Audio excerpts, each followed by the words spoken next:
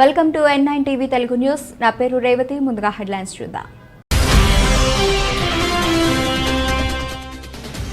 కీలక వ్యాఖ్యలు చేసిన అమెరికా నేవీ ఆపరేషన్స్ చీఫ్, చైనాకు చెక్ పెట్టడంలో భారత్ కీలక పాత్ర పోషిస్తుందని అభిప్రాయం వ్యక్తం చేసిన మైక్ గిల్డ్.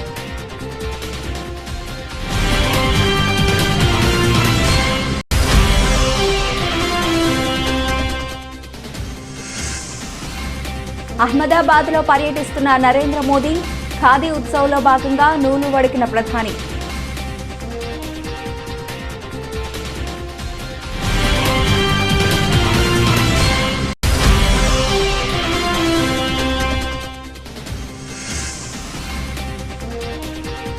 కేంద్రంలోని బీజేపీ ప్రభుత్వంపై మరోసారి విరుచుకుపడ్డ ఢిల్లీ సీఎం.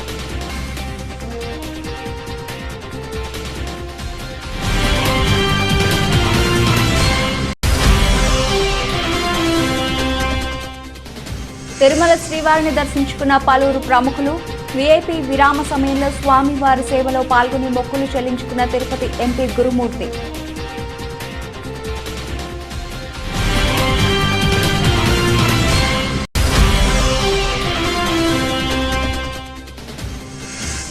సెప్టెంబర్ 2న హైదరాబాద్లోని రామోజీ ఫిల్మ్ సిటీలో బ్రహ్మస్త్రవ్ ప్రీ రిలీజ్ ఈవెంట్. ముఖ్య అతిథిగా విచ్చేయనున్న యంగ్ టైగర్ జూనియర్ ఎన్టీఆర్.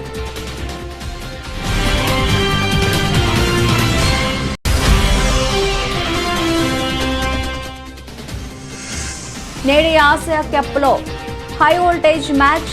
రాత్రి 7:30 గంటలకు భారత్ పాక్ జట్ల మధ్య మ్యాచ్.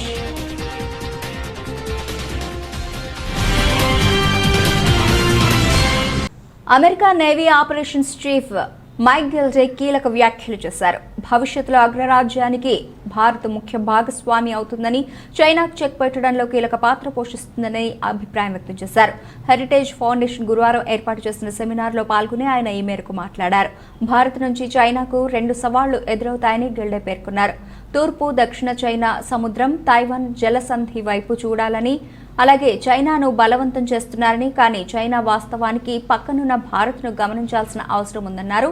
దక్షిణాసియాలో భారత్ బలమైన దేశంగా ఉండడం అమెరికా, జపాన్కు అవసరమన్నారు. భారత్తో జాగ్రత్తగా ఉండాలనేలా చైనాను అప్రమత్తం చేయాలని సూచించారు. భారత్, అమెరికా సైన్యాలు గతేడాది అక్టోబర్లో సైనిక విన్యాసాలు నిర్వహించిన విషయాన్ని గిల్డే గుర్తు చేశారు. అప్పుడే చైనాకు భారత సవాల్ అవుతుందని అంచనాకు వచ్చినట్లు పేర్కొన్నారు. ఇతర దేశాలతో పోల్చితే భారత్లోనే తాను ఎక్కువ సమయం గడిపినట్లు చెప్పుకొచ్చారు. ప్రధానమంత్రి నరేంద్ర మోదీ తన సొంత రాష్ట్రం గుజరాత్లో పర్యటించారు. ఈ పర్యటనలో భాగంగా గుజరాత్ వాణిజ్య రాజధాని, గతంలో మోదీ ప్రాతినిధ్యం వహించిన అహ్మదాబాద్లో ఆయన పలు కార్యక్రమాల్లో పాలు పంచుకున్నారు.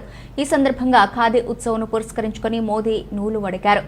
ఇందుకోసం చరఖా ముందు బాసిం పట్లు వేసుకుని కూర్చున్న మోదీ తను చేతుల్లోకి నూలు దారాన్ని తీసుకుని చరఖాపై దానిని వడికారు. అహ్మదాబాద్ పర్యటనలో భాగంగా సబర్మతి నదిపై పాదచారుల కోసం నూతనంగా నిర్మించిన అటల్ బ్రిడ్జ్ ని మోదీ ప్రారంభించనున్నారు. గాలిపటం ఆకారంలో నిర్మించిన ఈ బ్రిడ్జ్ ని అత్యాధునిక సాంకేతిక పరిజ్ఞానంతో నిర్మించిన సంగతి తెలిసిందే. ఈ బ్రిడ్జ్ అహ్మదాబాద్ సిగలో ఓ కలికితు రాయిగా నిలవనుందని పలువురు ప్రముఖులు ప్రశంసించిన సంగతి తెలిసిందే.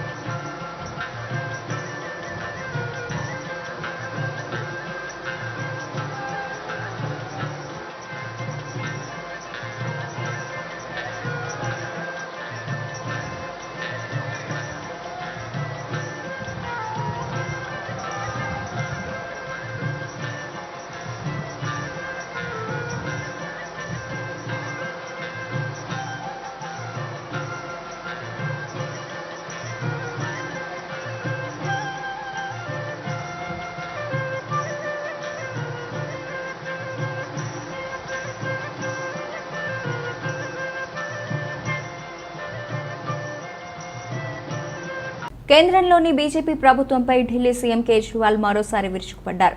బీజేపీయేతర రాష్ట్రాల్లో ప్రభుత్వాలను పడగొట్టేందుకు ఏకంగా 6,300 కోట్ల రూపాయలు వెచ్చించిందని శనివారం తీవ్ర ఆరోపణలు చేశారు.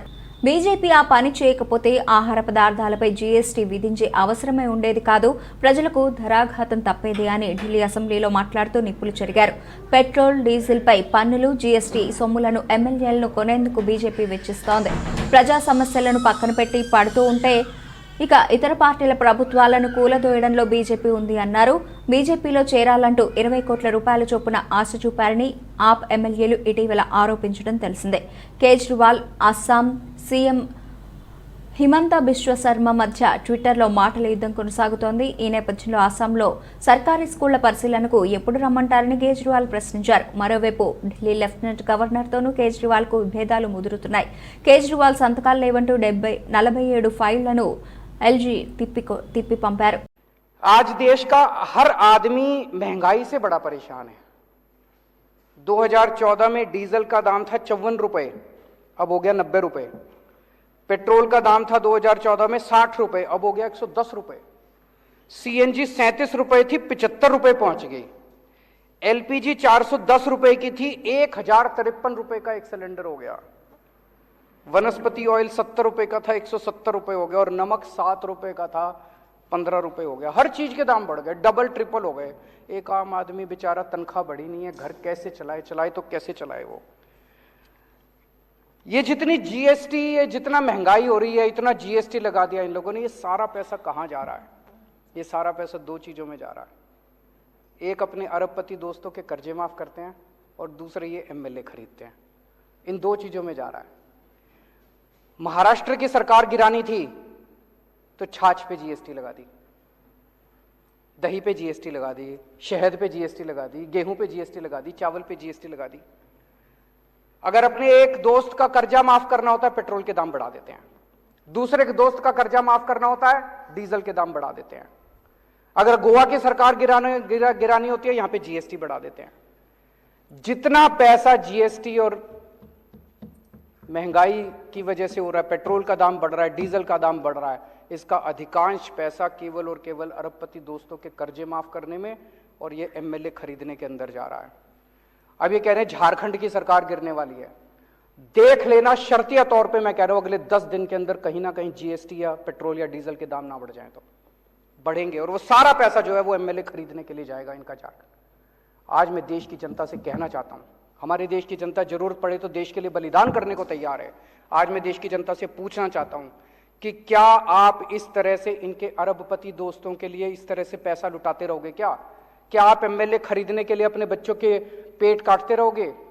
आज अगर हमारी सेना को पैसे की जरूरत पड़े, हमारे देश के लोग एक टाइम की रोटी नहीं खाएंगे, सेना के लिए कुछ भी कर देंगे, लेकिन क्या इनके अरबपति दोस्तों के लिए हम ही करने के तैयार हैं? आज एक तरह से कई लोगों को मैं जानता हूं, कई परिवार ऐसे हैं, पहले 1.5 किलो दूध लिया करते थे दिन का, अब वो कम करके 1 किलो कर दिया जब से ये महंगाई हो रही है, जब से ये जीएसटी लगा है। कई परिवार ऐसे हैं जिन्होंने एक टाइम की सब्जी लेनी बंद कर दी, अब नमक से रोटी खा लेते हैं। तो एक तरह से गरीब का खून चूस के, और वो पैसा ये अरबपति दोस्तों को दे रहे हैं। गरीब का खून चूस के इस देश के अंदर एक आदमी की सत्ता की हवस को पूरा करने के लिए सारा का सारा पैसा इस्तेमाल किया जा रहा है। क्या देश के लोगों को శృంగవరపుకోట నియోజకవర్గం శృంగవరపుకోట మండల ధర్మవరం గ్రామంలోని జాతీయ అధ్యక్షులు నారా చంద్రబాబు నాయుడు పిలుపు మేరకు బాదుడే బాదుడు కార్యక్రమంలో భాగంగా గ్రామంలో ఇంటింటికి పర్యటించి ప్రజలకు ప్రభుత్వం చేస్తున్న మోసాలను కరపత్రాల రూపేణా పంచిన శృంగవరపుకోట నియోజకవర్గం తెలుగుదేశం పార్టీ ఇన్ఛార్జ్ కోళ్ల లలిత కుమారి ఈ సందర్భంగా మాట్లాడుతూ ప్రభుత్వం చేస్తున్న మోసాలను కరపత్రాల రూపేణా గ్రామంలో ప్రజలకు పంచుతూ వివరిస్తూ ఈ ప్రభుత్వం చేస్తున్న మోసపూరిత కార్యక్రమాలు, అధిక రేట్లు, కల్తీ మద్యం, కరెంటు కోతలు, విద్యుత్ ఛార్జీలు, రైతులకు, విద్యార్థులకు, డ్వాక్రా మహిళలకు, గృహ నిర్మాణదారులకు ఓటీఎస్ పద్ధతి ద్వారా మరియు రాష్ట్రంలో జరుగుతున్న రైతుల హత్యలు, అరాచకాలు, దోపిడీలు, నియోజకవర్గంలోని అధికార పార్టీ నాయకులు చేస్తున్న అరాచకాలు, ఆక్రమణలు, అలాగే దౌర్జన్యాలు, గత తెలుగుదేశం పార్టీ ప్రభుత్వంలో నారా చంద్రబాబు నాయుడు చేసిన అభివృద్ధి, ఈ నియోజకవర్గంలో తాను శాసనసభ్యులుగా ఉన్నప్పుడు చేసిన అభివృద్ధి, సంక్షేమ కార్యక్రమాలు, అభివృద్ధి కార్యక్రమాలు, ఇప్పుడు ఈ ప్రభుత్వం చేస్తున్న కార్యక్రమాలకు మధ్య తేడాలు మరియు గ్రామానికి చేసిన అభివృద్ధి కార్యక్రమాలు, సంక్షేమ పథకాలు ప్రజలకు తెలియజేశారు. పెట్రోల్ ఛార్జీలు ఛార్జీలు, నిత్యావసర ధరలు, నిత్యావసర ధరలు, ఇసుక ధరలు, సిమెంట్ ధరలు, బియ్యం ధరలు, ధరలు, పెట్రోల్ ఛార్జీలు, గ్యాస్ ఛార్జీలు, గ్యాస్ ఛార్జీలు.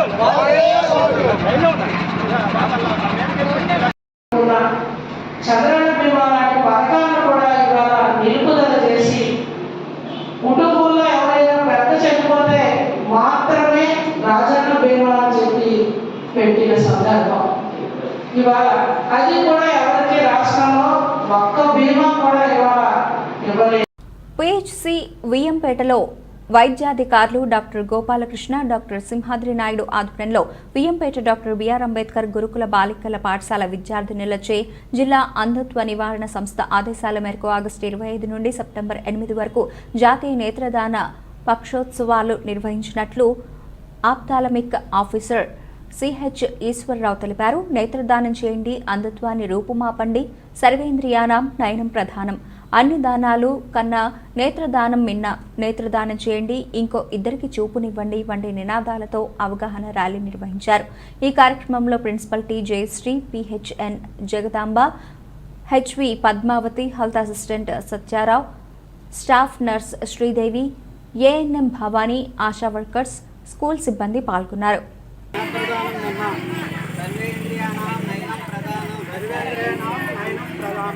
నేత్రదానం చేయండి, అంధత్వాన్ని రూపుమాపండి. నేత్రదానం చేయండి, అంధత్వాన్ని రూపుమాపండి. అమ్మ మీరందరూ ఏం చేస్తారంటే కొంచెం ప్రవాసం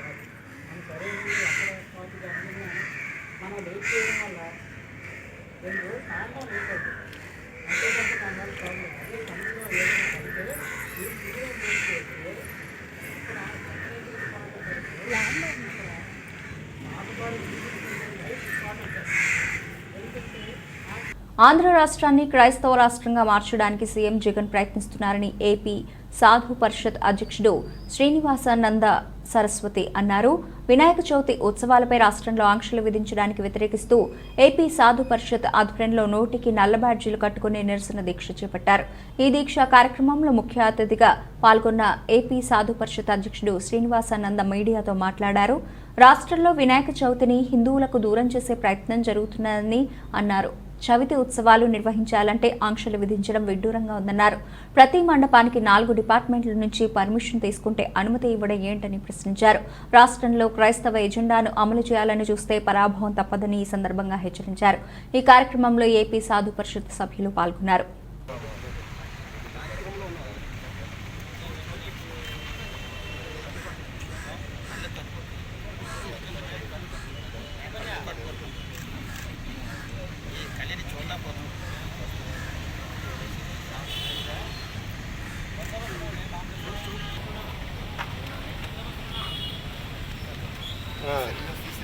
ఓకే సార్. बोलो गणेश महाराज की, विघ्नेश्वर स्वामी की, వరసిద్ధి వినాయక స్వామికి. హిందూ బంధువులందరికీ మీడియా ద్వారా ఈరోజు రాష్ట్రంలో హిందుత్వాన్ని, హిందూ ధర్మాన్ని, గణేష్ ఉత్సవ కార్యక్రమాలని ఈ రాష్ట్ర ముఖ్యమంత్రి జగన్మోహన్ రెడ్డి గారు చాలా కుట్రపూరితంగా వ్యవహరించి ఇతర మతాలను గౌరవిస్తున్నారు, మైనార్టీలకి పెద్దపీట వేస్తున్నారు, మైనార్టీలకి హజ్ యాత్రలని, జెరూసలేం యాత్రలని అనేక రకాలుగా బడ్జెట్ని కేటాయిస్తున్నారు కోట్లాది రూపాయలు.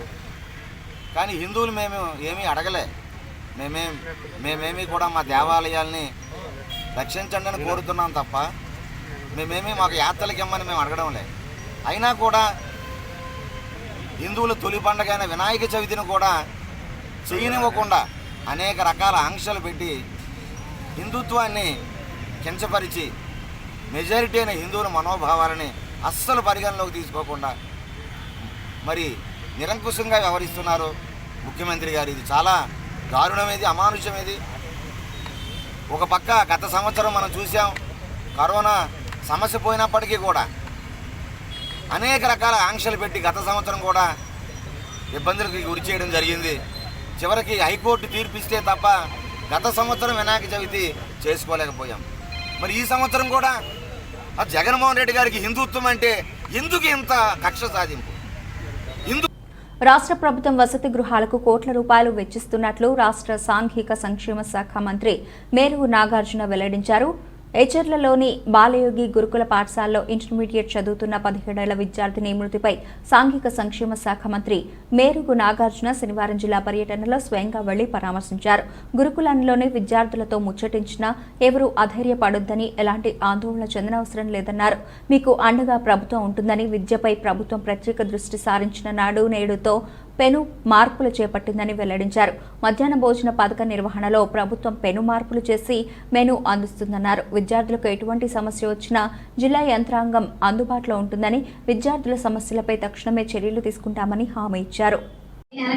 అన్ని పేరు నిలబెట్టి చాలా బాగా చెప్తాను, ధైర్యంగా ఉంటాను. ఇంకెవరు నేను చెప్తూ ఇంకొకరికి ధైర్యం చెప్తాను. అలాగే మనకు ఏమీ భయం లేదు, అసలు భయం అనేది లేదు. భయం పోతుంది. అసలు ఈ ఇన్సిడెంట్ అనేది మర్చిపోండి. చాలా జాగ్రత్తగా ఉంటూ మనం ఎంతో బాగా వెల్ ప్రిపేర్గా ఉండి ప్రతి ఒక్కరికి మోటివేట్ చేయాలన్నమాట.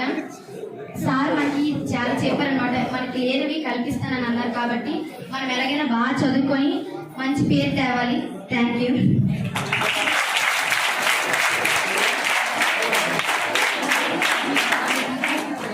ఆడపిల్లలు ఇంటర్మీడియట్, డిగ్రీ, పీజీ చదువుకున్న పిల్లలు కూడా ఓపెన్ టాయిలెట్స్కి వెళ్ళేటువంటి పరిస్థితి చూస్తున్నారు. అనంతపురం, కరీంనగర్, ముస్లియా ప్రాంతాలు, ఇతర జిల్లాల్లో ఈ ముఖ్యమంత్రి గారు చాలా కాన్సన్ట్రేటివ్గా హాస్టళ్ళు బాగు చేయాలని కొన్ని కోట్లు ఖర్చు పెడుతున్నాడు. ఈ నేపథ్యంలో మీకు పెట్టే భోజనం, క్వాలిటీ ఫుడ్, మంచి భోజనం పెట్టాలని ఒక టైం టేబుల్ వేశాడు అసెంబ్లీలో. ఏ ముఖ్యమంత్రి అయినా 5 నిమిషాల్లో టైం టేబుల్ రాసి మధ్యాహ్న భోజన పథకం, మధ్యాహ్నం వచ్చే చిక్కీస్ దగ్గర కూడా ఇన్వాల్వ్ చేసి మీకు ఈరోజు మీకు మధ్యాహ్నం పెడతా ఉన్నారు. పెడుతున్నారా?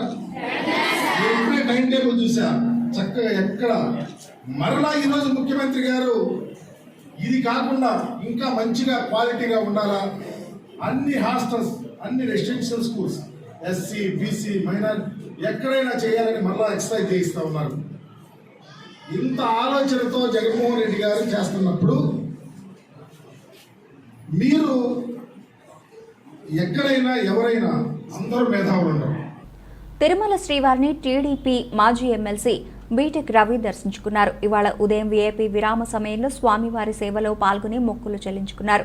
దర్శనానంతరం రంగనాయకుల మండపంలో వేద పండితులు వేదాశీర్వచనం అందించగా ఆలయ అధికారులు శ్రీవారి తీర్థ ప్రసాదాలు అందజేశారు. ఆలయం వెలుపల మాజీ ఎమ్మెల్సీ బీటెక్ రవి మాట్లాడుతూ తిరుమలలో రాజకీయం మాట్లాడడం తగదని అన్నారు. టీడీపీలో రూమ్ రెంట్కు కట్టిన డిపాజిట్ త్వరగా రావడం లేదని, కారణం ఏంటి అంటే ఆ డిపాజిట్ అమౌంట్ను రాష్ట్ర ప్రభుత్వం వినియోగించుకుంటోందని కొందరు అంటున్నారని పేర్కొన్నారు. ఇంత దీనస్థితికి జగన్ ప్రభుత్వం దిగజారడం నీచమని అన్నారు. ఇక బయట ప్రాంతాల నుంచి వచ్చే భక్తులకు ఇబ్బందులు తప్పడం లేదని చెప్పారు. రాష్ట్ర ఆర్థిక పరిస్థితి మెరుగుపడాలని స్వామివారిని కోరుకున్నట్లు తెలిపారు. వచ్చి ఇక్కడ రాజకీయాలు మాట్లాడడం కరెక్ట్ కాదు. అయినా ఒక చిన్నది అంటే టీడీడీ దృష్టికి కానీ ప్రభుత్వం దృష్టికి కానీ తీసుకుపోవాలని ఉంది. అంటే ఇప్పుడు ఏదైతే రూమ్ రెంట్ ఏదైతే వసూలు చేస్తున్నారో అది రూమ్ రెంట్ 3,500గా వసూలు చేస్తున్నారు. 3,500కు ప్లస్ డిపాజిట్ అమౌంట్ అని 3,500 ఎక్స్ట్రా కలెక్ట్ చేస్తున్నారు. అంటే గతంలో ఎప్పుడైనా కానీ రూమ్ వెకేట్ చేసేటప్పుడు అక్కడ ఏదైనా వస్తువులన్నీ వాళ్ళ వస్తువులు కరెక్ట్గా ఉన్నాయా లేదా అని చూసుకొని ఆ 3,500 రూపాయలు అప్పుడే రిటర్న్ చేసేవాళ్ళు. ఇప్పుడు ఏం జరుగుతుందంటే ఆ 3,500 మీరు గతంలో పోయిన తర్వాత వస్తుందని మేము అంతకుముందు వచ్చినప్పుడు చేసిన డిపాజిట్ అమౌంట్ ఇప్పటికి రాలేదు. ఇప్పుడు మళ్ళీ కూడా మాతో మళ్ళీ డిపాజిట్ అమౌంట్ తీసుకుంటున్నారు.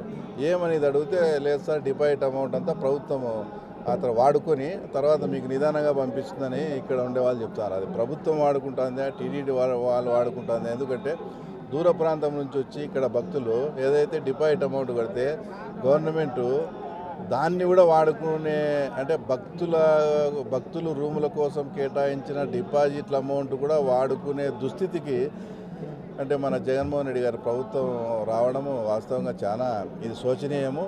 ఈ రాష్ట్ర ఆర్థిక పరిస్థితి బాగా మెరుగుపడాలని కూడా దేవుని ప్రార్థించింది. తిరుమల శ్రీవారిని పలువురు ప్రముఖులు దర్శించుకున్నారు. ఇవాళ ఉదయం వీఐపీ విరామ సమయంలో తిరుపతి ఎంపీ గురుమూర్తి, తెలంగాణ ఎమ్మెల్సీ రేగ కాంతారావులు కుటుంబ సభ్యులతో కలిసి వేర్వేరుగా స్వామివారి సేవలో పాల్గొని మొక్కులు చెల్లించుకున్నారు. దర్శనానంతరం రంగనాయకుల మండపంలో వేద పండితులు వేదాశీర్వచనం అందించగా ఆలయ అధికారులు శ్రీవారి తీర్థ ప్రసాదాలు అందజేశారు.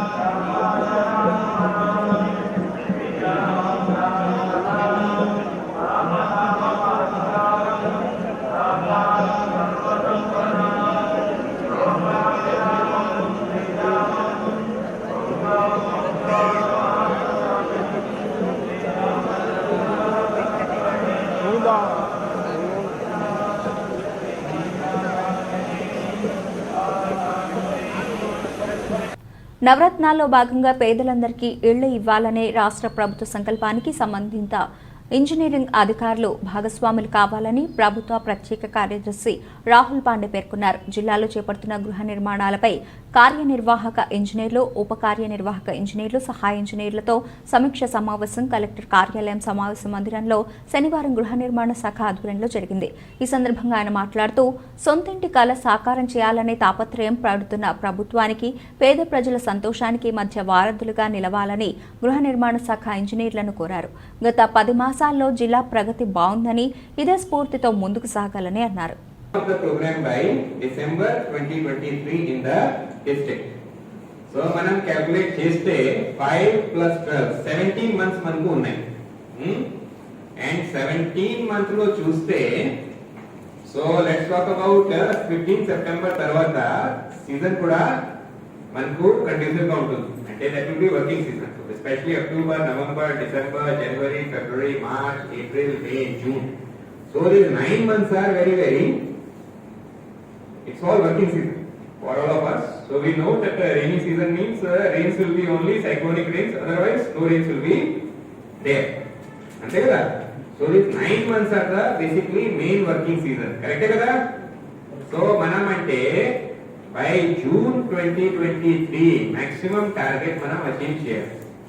So ade manam maximum target ఒకే రోజులో జరగదు కదా. ఇదొక construction work. So 5 months is a decent period to complete a house of 342 square feet.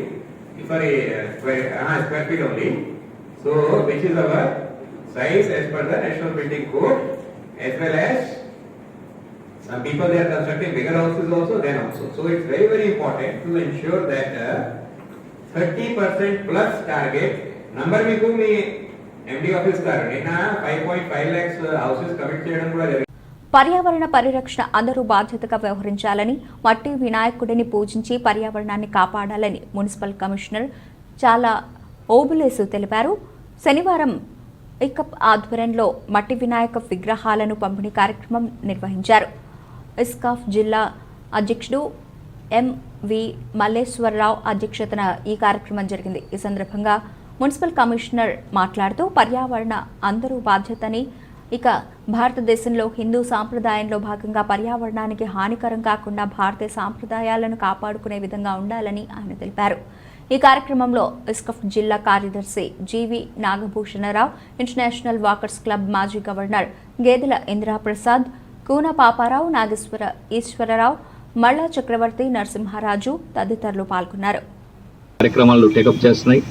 అందులో భాగంగా Indian society for culture cooperation and friendship, ISCUF అంటారు, భారత సాంస్కృతిక సహకార స్నేహ సంఘం శ్రీకాకుళం జిల్లా శాఖ వారు ఈ సంవత్సరం శ్రీకాకుళం నగరంలో వినాయక చవితి మనకు ఏదైతే 31వ తారీఖున బుధవారం రోజున జరుపుకుంటున్నామో ఆ సందర్భంగా ప్రజలకి మట్టితో తయారు చేసినటువంటి ఈ యొక్క విగ్రహాలని ఫ్రీగా ఇవ్వడం ద్వారా ప్రజల్లో అవగాహన కల్పించడమే కాదు, ఈ మట్టితో తయారు చేసినటువంటి విగ్రహాలని ప్రజలకు అందుబాటులోకి తెచ్చి ఈ యొక్క ప్రకృతికి సహకరించే విధంగా పర్యావరణ హిత వినాయక విగ్రహాలని డిస్ట్రిబ్యూట్ చేయడం చాలా అభినందించదగ్గ విషయం. ఈ సందర్భంగా యాజ్ ఎ సివిక్ బాడీగా మున్సిపల్ కార్పొరేషన్ కమిషనర్గా ఇస్కఫ్ శ్రీకాకుళం జిల్లా కమిటీ వారిని హృదయపూర్వకంగా అభినందిస్తున్నాను.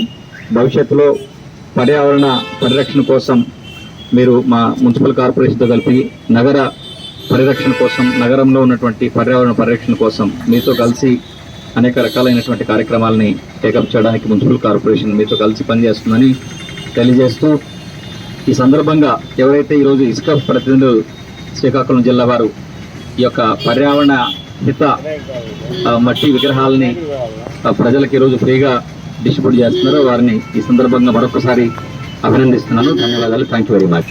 పండుగ రణబీర్ కపూర్ నటించిన సంషేరా బాక్స్ ఆఫీస్ దగ్గర ఘోరంగా చతికిలపడింది. దీంతో తన తర్వాతి సినిమా బ్రహ్మాస్త్ర మీదే బోలెడాసలు పెట్టుకున్నాడు ఈ హీరో. రణబీర్తో పాటు ఆలియా భట్, అమితాబ్ బచ్చన్, నాగార్జున ప్రధాన పాత్రలు పోషించిన ఈ సినిమాకు అయాన్ ముఖర్జీ దర్శకుడిగా వ్యవహరించారు. దర్శక దిగ్గజం రాజమౌళి సమర్పకుడిగా వ్యవహరిస్తున్నారు. ఈ సినిమా మొదటి భాగం బ్రహ్మాస్త్ర, మొదటి భాగం శివ పేరిట సెప్టెంబర్ 9న తెలుగు, హిందీ, తమిళం, మలయాళం, కన్నడ భాషల్లో విడుదలకు సిద్ధమవుతోంది. ఈ క్రమంలో సినిమా ప్రమోషన్స్ కు రెడీ అవుతోంది చిత్ర యూనిట్. అందులో భాగంగా ప్రీ రిలీజ్ ఈవెంట్ ను ఖరారు చేశారు. సెప్టెంబర్ 2న హైదరాబాద్లోని రామోజీ ఫిల్మ్ సిటీలో ప్రీ రిలీజ్ వేడుక జరపనున్నారు. ఈ కార్యక్రమానికి యంగ్ టైగర్ జూనియర్ ఎన్టీఆర్ ముఖ్య అతిథిగా విచ్చేయనున్నారు. ఈ విషయాన్ని తెలియజేస్తూ బ్రహ్మాస్త్ర చిత్ర యూనిట్ స్పెషల్ మీడియాను రిలీజ్ చేసింది. అంతర్జాతీయ క్రికెట్లో కీలక టోర్నమెంట్గా పరిగణిస్తున్న ఆసియా కప్ శనివారం ప్రారంభమైన సంగతి తెలిసిందే. ఈ టోర్నీలో రెండో రోజైన ఆదివారం హై వోల్టేజ్ మ్యాచ్ జరగనుంది. చిరకాల ప్రత్యర్థులు, దాయాది దేశాలు అయిన భారత్, పాకిస్తాన్ జట్ల మధ్య మ్యాచ్ ఆదివారం రాత్రి 7:30 జరగనుంది. దుబాయ్ ఇంటర్నేషనల్ క్రికెట్ స్టేడియం వేదికగా జరగనున్న ఈ మ్యాచ్ ప్రపంచవ్యాప్తంగా క్రికెట్ అభిమానుల్లో ఆసక్తి రేకెత్తిస్తోంది. ఆసియా కప్లో ఇప్పటిదాకా భారత్, పాక్ జట్ల మధ్య 14 మ్యాచ్లు జరగగా వాటిలో 8 మ్యాచ్లలో భారత్ గెలిచింది. పాక్ 5 మ్యాచ్ల్లో విజయం సాధించింది. మరో మ్యాచ్లో వర్షం వల్ల ఫలితం రాలేదు. వెరసి ఆసియా కప్లో పాక్ పై భారతే పై చేయిగా ఉంది. ఆసియా కప్లో జరిగిన చివరి 3 మ్యాచ్లలోనూ పాక్ పై భారతే విజయం సాధించింది. ఓవరాల్ రికార్డులో భారతే ఫేవరెట్ గా ఉన్న నేపథ్యంలో ఆదివారం నాటి మ్యాచ్లో కూడా భారతే ఫేవరెట్ గా బరిలోకి దిగనుంది. బులెటిన్ ముగించే ముందు హెడ్లైన్స్ మరోసారి. కీలక వ్యాఖ్యలు చేసిన అమెరికా నేవీ ఆపరేషన్స్ చీఫ్, చైనాకు చెక్ పెట్టడంలో భారత్ కీలక పాత్ర పోషిస్తుందని అభిప్రాయం వ్యక్తం చేసిన మైక్ గిల్డ్.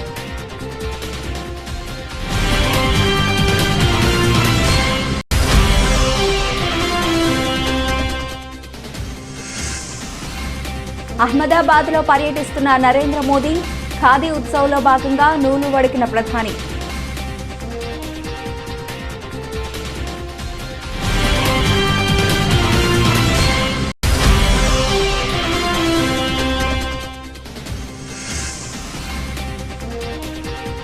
కేంద్రంలోని బీజేపీ ప్రభుత్వంపై మరోసారి విరుచుకుపడ్డ ఢిల్లీ సీఎం.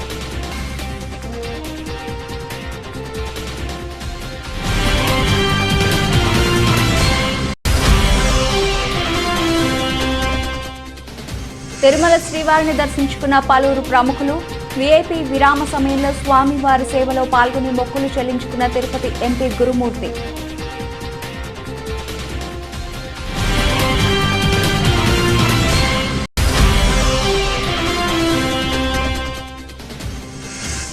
సెప్టెంబర్ 2న హైదరాబాద్లోని రామోజీ ఫిల్మ్ సిటీలో బ్రహ్మాస్త్ర ప్రీ రిలీజ్ ఈవెంట్. ముఖ్య అతిథిగా విచ్చేయనున్న యంగ్ టైగర్ జూనియర్ ఎన్టీఆర్.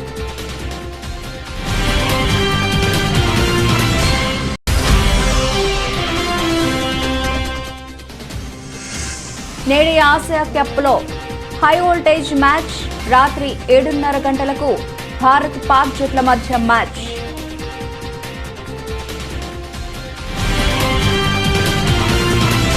ఇవి ఇప్పటివరకు బులెటిన్ అప్డేట్స్. మరిన్ని అప్డేట్స్తో మళ్ళీ కలుద్దాం. అంతవరకు సెలవు. నమస్తే.